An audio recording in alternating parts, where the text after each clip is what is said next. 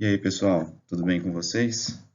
Vamos continuar a nossa matéria de Fisiologia 1 e vamos começar agora a falar sobre fisiologia hematológica, né? Sobre a fisiologia do sangue.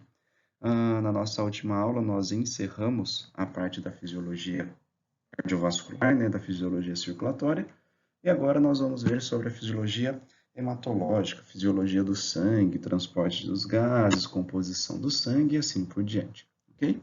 Então vamos lá, vamos dar início ao nosso novo tema.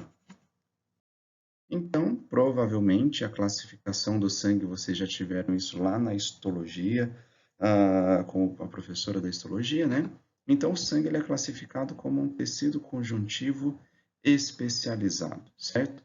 É um tecido hematopoético.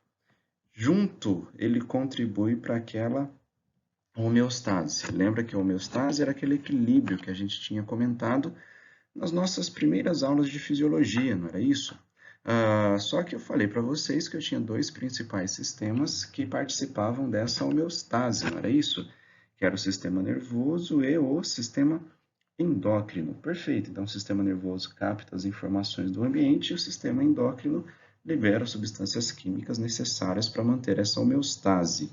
Só que essas substâncias químicas, conhecidas como hormônios, elas precisam de um meio líquido para ser levadas até onde eu preciso, não é isso? Ela precisa de um transportador, que no caso é o nosso sangue. Então, por isso que ele também contribui para a nossa homeostase, ok? Lógico, os dois principais é o sistema nervoso e o sistema endócrino. Mas o sistema circulatório, o sangue, ele também participa dessa homeostase. Ele está contido dentro do aparelho circulatório que nós vimos, né, o sistema cardiovascular, e esse sistema cardiovascular é um compartimento fechado, ou seja, não tem abertura. Se eu tivesse aberturas, eu perderia este tecido, né, perderia o sangue, tá? Então, a partir das contrações do coração, esse sangue ele é movimentado de uma forma regular e a minha volemia gira em torno de 7 a 8% do meu peso corporal. Então, se você pesa 70, 80 quilos, 50, 60 quilos, 7 a 8% desse peso é sangue, ok? Então, isso é o que nós chamamos de volemia. E quando nós falamos em função do tecido sanguíneo, né, ou função do sangue, aí a gente pensa sempre em transporte, né? Transporte do quê? Dos gases sanguíneos, CO2 e oxigênio, né? Eu levo oxigênio para as células e tiro o CO2 dessas células, mas não é transporte apenas desses gases. Nós vamos ver que nós temos diversas funções para o nosso sangue. Além disso, ele também participa da defesa, né? Eu tenho células de defesa, que são os nossos leucócitos, que participam da defesa do nosso organismo. Lógico, e regula várias funções que a gente vai ver também nos próximos slides, ok? Então, vamos continuar. Então, aqui, né, como a gente já tinha falado, ele contribui para aquela homeostase e as funções. Então, está aqui as funções do nosso sangue, funções hematológicas. Está aqui a função respiratória, né? Transporta oxigênio do local de hematose, que nós vamos ver isso no segundo semestre, ou seja, dos pulmões para os tecidos, e tira o CO2, né, o dióxido de carbono, dos tecidos e leva para os pulmões. Por isso que o ar que nós expiramos é um ar rico em dióxido de carbono. Quando nós falamos em função também, temos que lembrar da função de transporte de nutrientes, não é isso? Então, a função nutritiva. Então, o sangue transporta nutrientes de onde? Do local onde esses nutrientes são absorvidos, ou seja, do meu trato gastrointestinal. Então, do meu trato digestório, esses nutrientes vão ser absorvidos e vão ser levados aos tecidos. Então, eu levo os nutrientes para os meus tecidos, só que agora também eu tiro o lixo, né? Então, essas células vão utilizar esses nutrientes para suas funções biológicas e vai ter produção também decorrente do seu metabolismo. Então, o sangue, ele também tem uma função excretora, ou seja, ele tira esse lixo formado dentro da célula e leva até os nossos órgãos que vão jogar esse lixo fora. Por exemplo, rins, por exemplo, o fígado, ok? Então, algumas funções, transporte de oxigênio, de nutrientes e transporte também do resto metabólico das nossas células. Nós vamos ver que o sangue ele é composto basicamente por água também, então quer dizer que o sangue distribui a água para todos os nossos tecidos e órgãos, ou seja, aquele espaço intersticial, água. Eu tenho o meu citoplasma celular, que também é composto por água, então quem está levando essa água nada mais é do que o sangue. Transporta os hormônios, lembra que eu falei?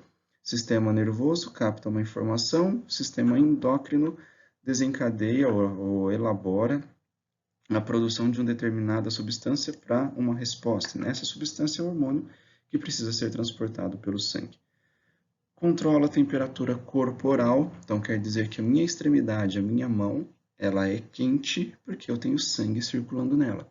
Quando está muito frio e as minhas extremidades ficam frias, significa que nessa região ocorreu uma vasoconstrição para distribuir esse sangue para o meu corpo. Então, consequentemente, a minha extremidade ela fica mais baixa, né? Fica gelada. Mantém o equilíbrio ácido básico, que a gente vai ver depois, ou seja, o pH de todos os meus fluidos, e é um sistema de defesa, né? A partir das nossas células, que são os nossos leucócitos, ele também participa da defesa do meu organismo. Então, aqui nós vamos começar a ver do que é composto esse sangue, né? Meu sangue, ele é composto por duas partes, tá? Uma parte líquida e uma parte sólida. A parte líquida nós vamos chamar de plasma ou soro. A parte sólida é a nossa parte celular, que são as nossas células sanguíneas. Quem são as células sanguíneas? Hemácias, leucócitos e plaquetas, tá? Então, parte sólida são as nossas células, hemácias, leucócitos e plaquetas, e a parte líquida pode ser chamado de plasma ou pode ser chamado de soro. Ah, mas como assim pode ser chamado de plasma ou pode ser chamado de soro? Essa parte líquida ela é composta basicamente por água, ok? E também proteínas que nós chamamos de proteínas plasmáticas. Se eu pegar o meu sangue, coletar ele, colocar num tubinho de ensaio, sem nada, ou seja, sem anticoagulante, o que vai acontecer? Vai ocorrer a formação de um coágulo e eu vou ter a presença de uma parte líquida que nós vamos chamar de soro. Para ocorrer a formação desse coágulo, algumas proteínas que estavam no plasma foram utilizadas, como, por exemplo, fibrinogênio. Então, o meu soro é a parte líquida do sangue sem essa proteína chamada de fibrinogênio, ok? Então, soro, eu vou obter ele quando eu pego meu sangue, coloco num tubo de ensaio sem anticoagulante. Consequentemente, ele vai coagular e vai consumir o fibrinogênio da minha amostra. Então, é uma amostra de sangue sem fibrinogênio. Quando a gente fala em plasma, eu vou pegar o meu sangue, colocar num tubo de ensaio que tem anticoagulante. Consequentemente, isso evita que o meu sangue coagule. Então, eu tenho separação da parte pesada, né, da parte sólida, que são as minhas células, elas se depositam no fundo do tubo de ensaio, e aí, em suspensão, eu tenho a parte líquida do sangue, que agora é chamada de plasma, porque nela, quem que eu tenho? Nela, eu tenho essa proteína chamada de fibrinogênio. Então, plasma é a minha amostra de sangue, onde eu coloco um anticoagulante. Consequentemente, essa amostra de sangue tem fibrinogênio. Soro é uma amostra de sangue que eu não coloco um anticoagulante. Consequentemente, ela vai coagular e eu não terei essa proteína chamada de fibrinogênio, ok? Então, essas são as diferenças entre esse nome de plasma e soro. Então, essa parte, então lembra que o sangue ele tem uma parte líquida e uma parte celular. A parte líquida, ela é composta, olha só, 92% dessa parte líquida é o quê? Água. Então, a maior composição da parte líquida do meu sangue, ela é água. E também é composta pelo quê? Proteínas, os nossos eletrólitos, sódio, cálcio, fósforo, potássio, magnésio, zinco e assim por diante. O resto do metabolismo, né, o lixo celular, os nutrientes que foram absorvidos, hormônios e os gases dissolvidos, tá? Principalmente o CO2. Então, essa é a parte líquida que compõe o meu sangue. Mais de 90% é água, como vocês já viram. E eu tenho também as nossas proteínas plasmáticas, que têm várias funções importantes, não é isso? Espera aí, proteína plasmática está onde? Na parte líquida do meu sangue, não é isso? Lembra da nossa pressão osmótica ou oncótica? Ela era dada pela concentração de proteína. Lembra das forças de Starling? Pressão oncótica do plasma, não é isso? Então, pronto.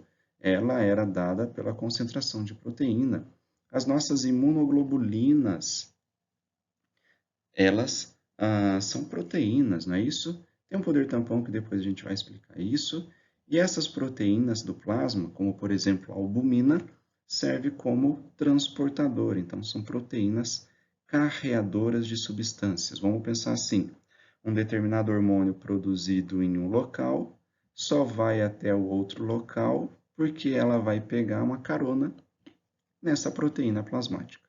Pegou essa carona na proteína plasmática, agora ela vai ser transportada pelo sangue, certo? E são substâncias de reservas, né? De reservas para reparação tecidual. Então, aqui, ó, albumina, globulinas e olha o fibrinogênio que nós tínhamos comentado já no slide anterior, certo? Essas são as nossas proteínas plasmáticas. Globulinas, imunoglobulinas, sistema de defesa. E a parte sólida, como a gente tinha falado, composta por células, hemácias, leucócitos e plaquetas. Hemácias também podem ser chamados de eritrócitos ou glóbulos vermelhos.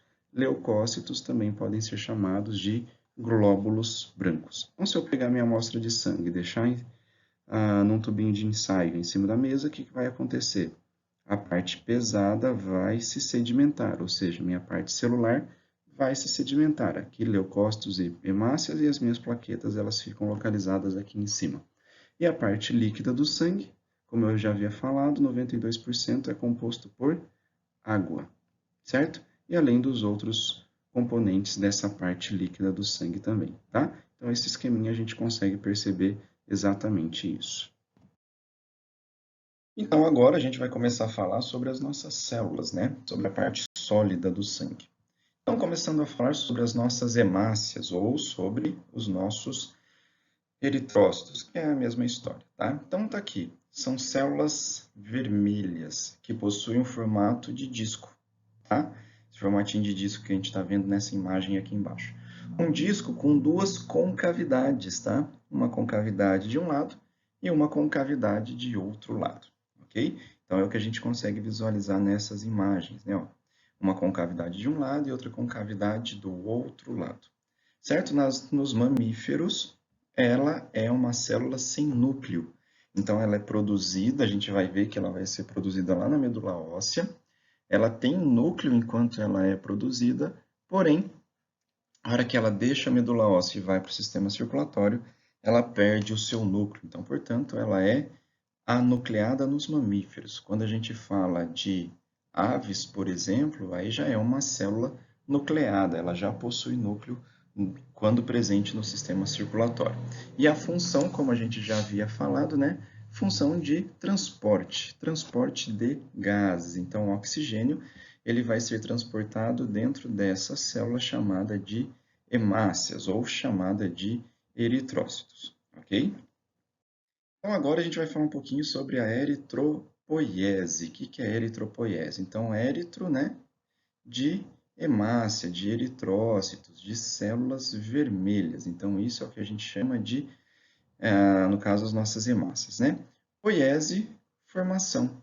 Então, como que é formado, como que é produzida as nossas hemácias, tá? Então, isso daqui, ó, formação dos nossos eritrócitos ou formação das nossas hemácias. Como que isso vai acontecer? Então, as nossas hemácias, elas vão ser produzidas lá na medula óssea. certo? Então, um pouco antes do nascimento, logicamente durante toda a nossa vida, essas células são produzidas lá na nossa medula óssea. Na vida fetal, elas se originam no saco vitelínico, depois baço, fígado e os linfonodos que participam dessa eritropoiese. Logicamente, depois do nascimento, o órgão que predomina, no caso, é a medula óssea. E agora a gente vai ver o que é necessário que ocorra para termos essa formação de hemácias. Então, aqui, antes de a gente começar a falar sobre os eventos necessários, né, nós temos uma célula tronco, então está aqui uma célula pluripotente, uma stem cell, ou seja, uma célula tronco, uma célula mãe, tá? Essa célula tronco, ela vai se originar naquilo que for necessário, numa célula linfóide que vai dar origem aos nossos linfócitos, ou numa célula mieloide que vai dar origem a todos os outros tipos celulares. E aí, dependendo do estímulo, que a gente vai falar daqui a pouquinho, eu tenho um estímulo que vai fazer com que esta célula indiferenciada se transforme, por exemplo, nas nossas hemácias, tá? Dependendo do estímulo que ela recebe, ela pode se transformar em plaquetas, podem se transformar em outros tipos celulares, como, por exemplo, os nossos linfócitos. Então, lá na medula óssea, eu tenho essa célula tronco. Essa célula tronco se diferencia no que for necessário, mediante o estímulo que ela recebe. E quando a gente fala de hemácias, o estímulo necessário para essa célula tronco se transformar numa hemácia é um estímulo hormonal, um hormônio que a gente vai ver, mas ele é chamado de eritropoetina. Esse hormônio vai fazer com que essa célula tronco se transforme em uma hemácia. Então, o estímulo necessário para a célula tronco ser transformada em uma hemácia é um hormônio chamado de eritropoetina, tá? E esse hormônio ele vai ser produzido lá pelos nossos rins. Então, quer dizer que os rins estão diretamente, de uma forma indiretamente envolvidos com a produção das nossas hemácias. Então, os rins vão produzir o hormônio, que esse hormônio vai até a medula óssea e vai fazer com que essa medula óssea produza hemácia. Exato. E aqui a gente consegue ver, por exemplo, olha só, eu tenho a minha célula tronco, que recebeu um estímulo, e esse estímulo foi um estímulo hormonal, né? Através da produção pelos rins. E essa célula tronco, olha só, isso lá na medula óssea, né? Foi se diferenciando em outros tipos celulares, certo? E depois essa célula perdeu seu núcleo e agora essa célula já está presente no meu sistema circulatório, tá? Então, se a gente começar a ler aqui, ó, proeritroblasto, eritroblasto basófilo, eritroblasto policromatófilo, eritroblasto ortocromático, o que é isso? Nada mais é do que as fases de idade da minha hemácia. Reticulócito é uma hemácia jovem, só que ela é presente onde? No meu sangue já. E, logicamente, ela termina de ficar adulta no sangue, e aí nós chamamos ela agora de eritrócito ou de hemácia. Então, quer dizer que se eu perguntar para vocês o que é um reticulócito, reticulócito nada mais é do que uma hemácia jovem presente no meu sangue, certo? Então, aí essa daqui é a linha, né? Igual a gente tem criança, pré-adolescente, adolescente, jovem, adulto, é a mesma história, né? Então, eu tenho proeritroblasto, eritroblasto basófilo, policromatófilo, ortocromático, tudo isso dentro da medula óssea. Perde o núcleo e vai para o sistema circulatório.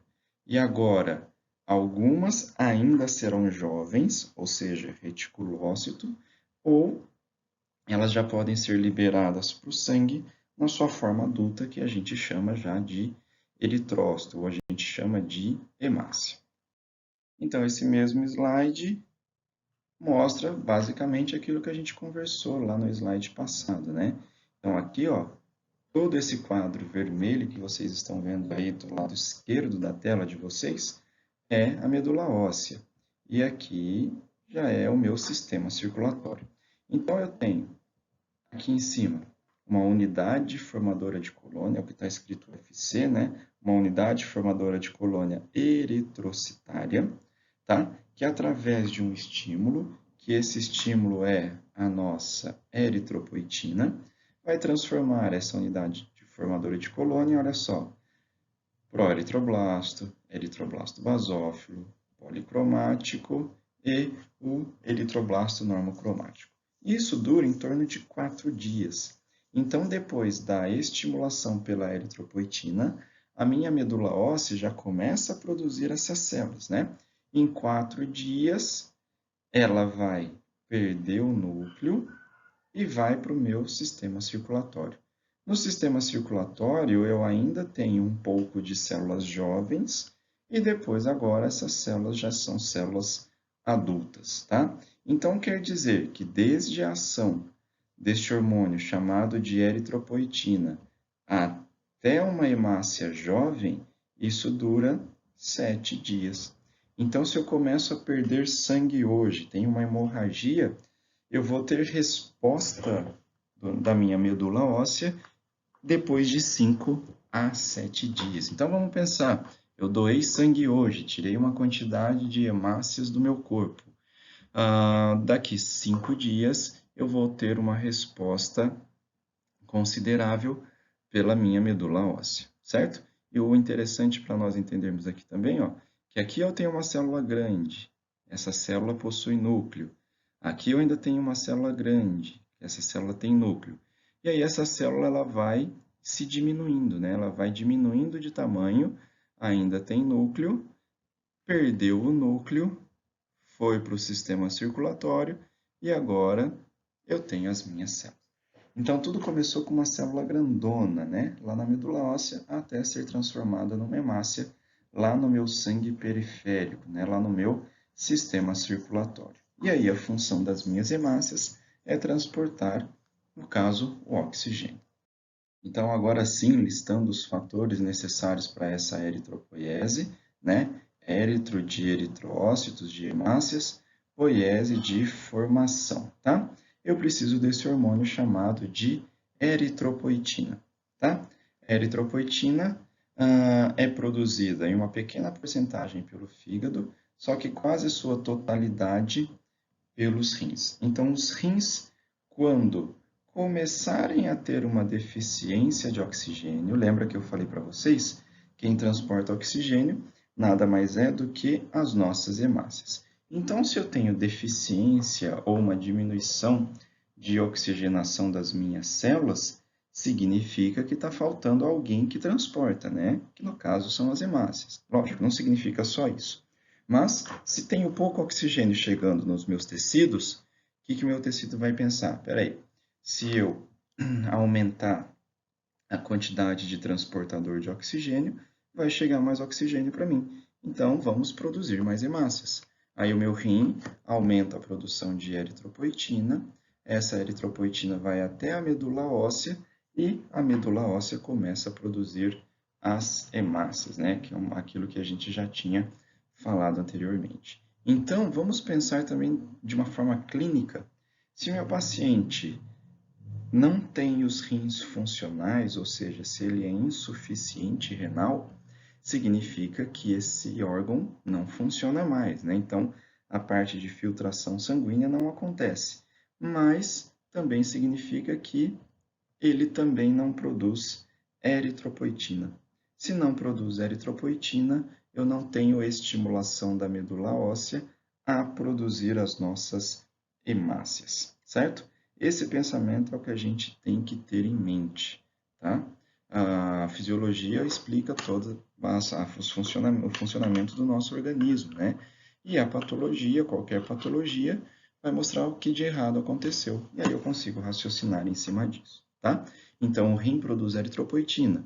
Se o rim não funciona, ele não produz mais eritropoetina, além de não filtrar o sangue, aquilo que a gente vai ver ainda, tá?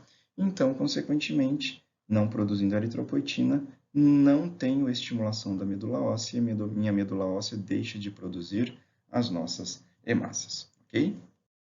Para a eritropoiese também, então, como a gente já tinha falado, precisamos de um hormônio chamado de eritropoetina. E aqui também precisamos do quê? De ferro, certo? Esse ferro ou vem da alimentação ou, logicamente, de suplementação, não é isso? Então, está aqui, ó. Ferro da dieta, se eu não tiver, ou melhor, se eu tiver necessidade do ferro, então esse ferro vai ser absorvido e vai para o sangue. Se eu não tiver necessidade de ferro, porque meu corpo já tem o suficiente, esse ferro vai ser jogado fora, junto com o conteúdo não absorvido, né? Junto com as fezes. Então, comecem a anotar. Eventos necessários para a eritropoiese é um hormônio chamado de eritropoetina. Segundo evento necessário, ter a quantidade de ferro, certo? E esse ferro, na verdade, é para a formação de uma proteína dentro da hemácia. Então, vamos pensar aqui, ó. Isso daqui é minha hemácia, tá? E dentro da hemácia, nós temos milhões de proteínas chamadas de hemoglobina, tá?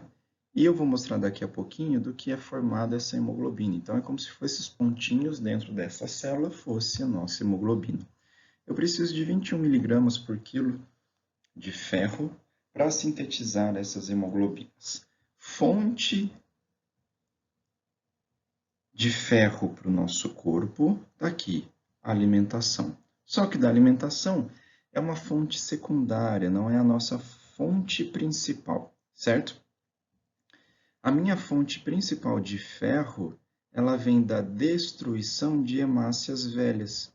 A minha hemácia, ela vai viver em torno de 120 dias, tá? Então, ela vive aí em torno de 120 dias, lógico, variação de espécie, para mais, para menos, mas de uma forma geral, 120 dias. E lembra que dentro dessas hemácias eu tenho essas hemoglobinas. E a minha hemoglobina, ela tem ferro. Então, quando eu vou destruir a minha hemácia, o que eu vou fazer com o ferro da minha hemoglobina? Reutilizá-la. Então, a fonte principal de ferro é a destruição, que a gente chama de lise, né? Das nossas hemácias velhas, certo?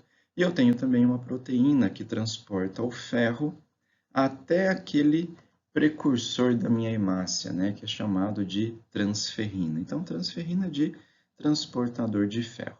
Então, lembrem-se, o ferro é necessário para a síntese e para a formação de hemoglobina.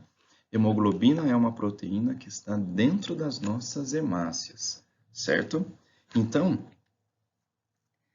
quando eu destruo essas hemácias, o ferro dentro delas, ou ferro dentro das minhas hemoglobinas, será reaproveitado, será reutilizado. Preciso de vitaminas também, né, do complexo B, como por exemplo a cobalamina. Então, olha só, preciso de um hormônio chamado eritropoetina.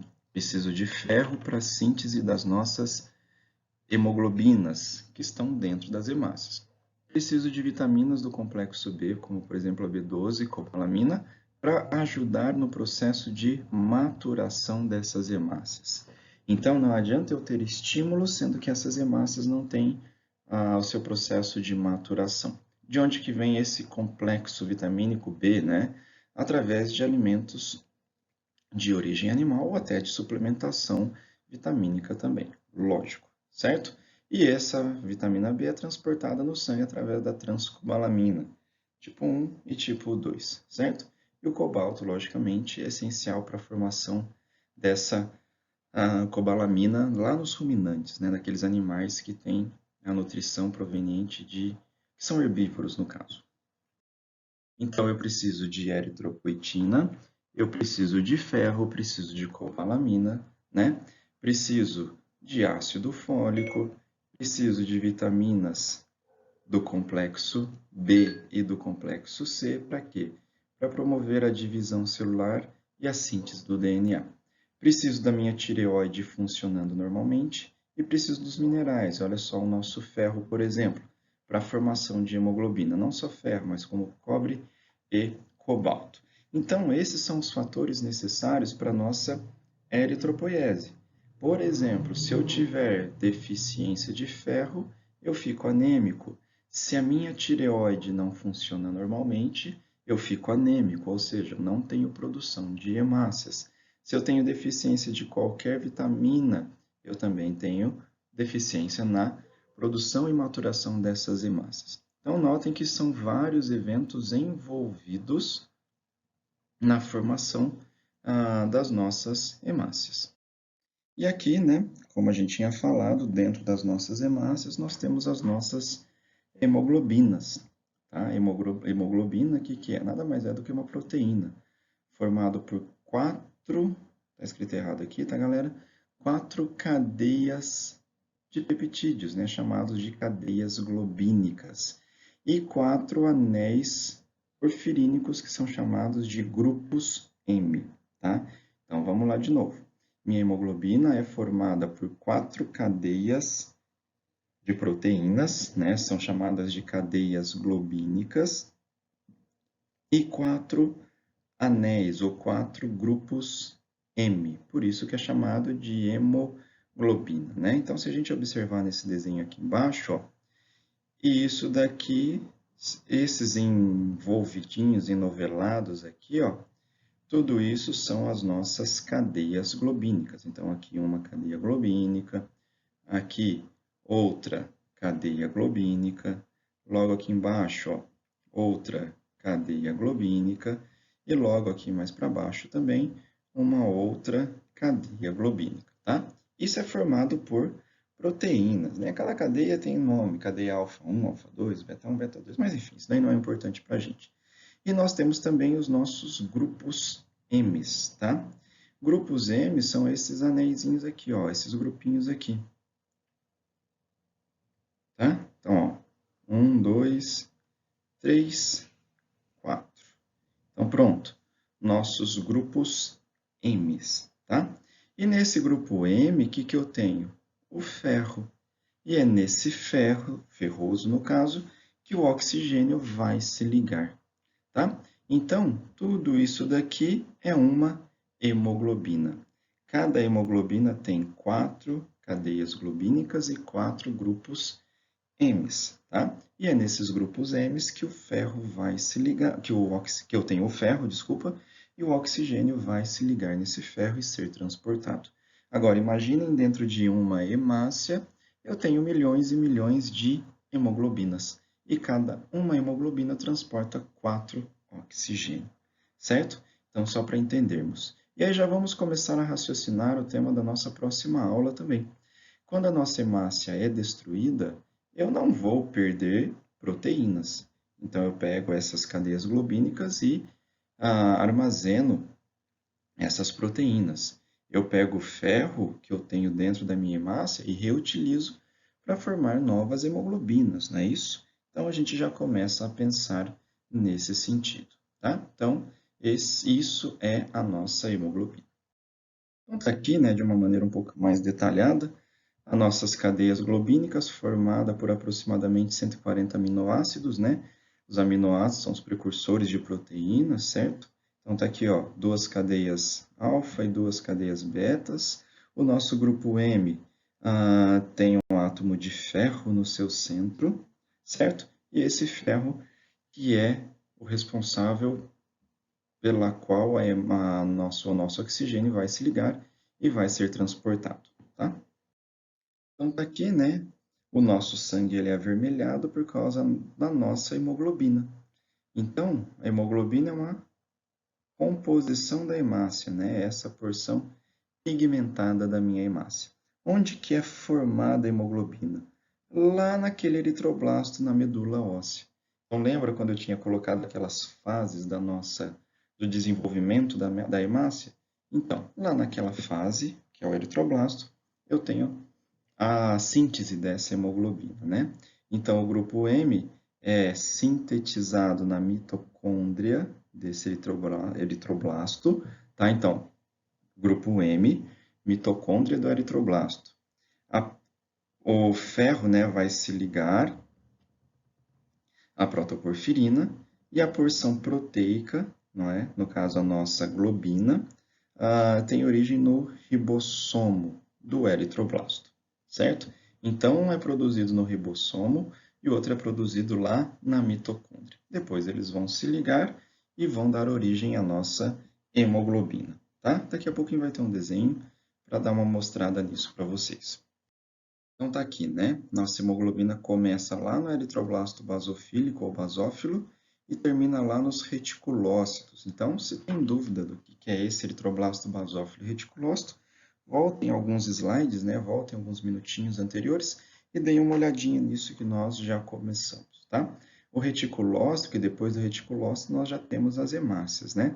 São responsáveis por 35% da produção de hemoglobina. Eu preciso de ferro para sintetizar essa hemoglobina, tá? Como a gente já tinha falado, é nesse ferro que o oxigênio vai se ligar. Então aqui, né, um desenho ilustrativo, só mostrando nossa hemácia, e dentro dessa hemácia, o que eu tenho? A nossa hemoglobina, tá? As cadeias globínicas, e olha só quem que está ali no meio dessa cadeia globínica, o grupo M, tá? E nesse grupo M, essa bolinha vermelhinha do grupo M, nada mais é do que o nosso ferro, tá? Então está escrito aqui, está até mostrado aqui nesse esqueminha. Imaginem que essa hemácia está transportando milhões e milhões de hemoglobina. E cada hemoglobina tem 4 grupos M, cada grupo M tem um ferro, e nesse ferro se liga o oxigênio. Então, cada hemoglobina transporta 4 oxigênio. Então, aqui só um esquemazinho, né, mostrando para vocês. E isso daqui é um eritroblasto basófilo. Notem que ele ainda tem núcleo, tá? Depois que ele sai da medula óssea, ele vai perder este núcleo, como a gente já havia comentado. A transferrina, que é o transportador do ferro, né, está trazendo esse ferro até essa célula. A mitocôndria está produzindo o grupo M, não é isso? Olha o ferro sendo colocado aqui junto com esse grupo M. Os ribossomos produzindo a cadeia globínica, e aí elas vão se unir e vão formar a hemoglobina, tá? E aí, a partir disso, a nossa célula vai se maturando, perde o núcleo, e aí se transforma num reticulócito, e esse reticulócito em uma hemácia adulta, tá? Então, essa é a formação da nossa hemoglobina. Então, hoje, na nossa aula, nós vimos a composição desse sangue e vimos as hemácias, né? Hemácia junto com a hemoglobina. Na nossa próxima aula, nós começaremos a falar sobre a destruição dessas hemácias e falaremos também sobre os outros tipos celulares do nosso sangue. Ok, pessoal? Então é isso. Espero que tenham tido uma boa aula, que tenham aproveitado ao máximo. Façam suas anotações e qualquer dúvida, vocês venham falar comigo. Ok? Isso aí, pessoal. Grande abraço para todos.